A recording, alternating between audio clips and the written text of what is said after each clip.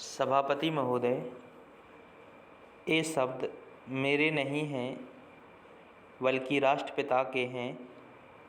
जो लोग आज सरकार में बैठे हुए हैं, क्या वे अपने दिल में सोचेंगे कि यह देशद्रोह शब्द बालकों को अंग्रेजी पढ़ाने के लिए राष्ट्रपिता का कहा हुआ है। आज 54 वर्ष देश को स्वतंत्र हुए हो गए हैं, लेकिन राष्ट्रपिता की इस बात पर आज तक ध्यान नहीं दिया गया है। अंग्रेजी भाषा को पढ़ाना क्यों बंद नहीं किया गया और उसको दैनिक कार्यों में क्यों प्रयोग में लाया जाता है, मैं इस बात को कई बार इस सदन में कह चुका हूँ और मैंने इस विधान परिषद की नियमावली में एक वर्ष पहले एक संशोधन भी रखा था। लेकिन मेरा दुर्भाग्य है कि वह संशोधन वर्ष भर से इस सदन में प्रस्तुत नहीं हो सका। मेरी अपनी राय है कि कम से कम दैनिक कार्यों के लिए यदि सरकार अंग्रेजी भाषा पर बंधन लगा दे तो बहुत अच्छा हो, और जो यह अनुशासनहीनता है वह भी समाप्त हो जाए। सभापति महोदय, जैसा कि मेरे मित्र ने कहा, लड़कों के माता पिता अंग्रेजी का प्रयोग करते हैं और उनके शिक्षक भी उसका प्रयोग करते हैं, फिर बालकों पर उसका प्रभाव क्यों नहीं पड़ेगा।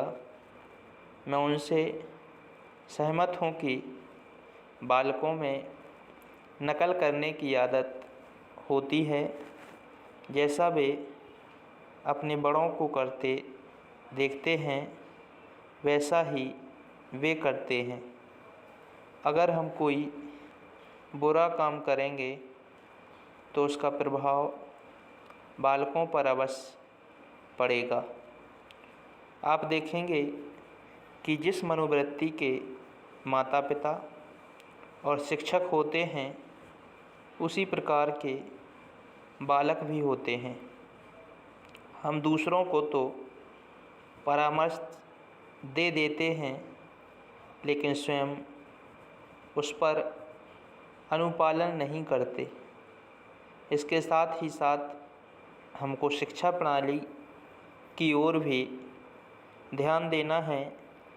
शिक्षा के जिन तरीक़ों को आजकल अपनाया जा रहा है वे वास्तव में लाभकारी नहीं हैं।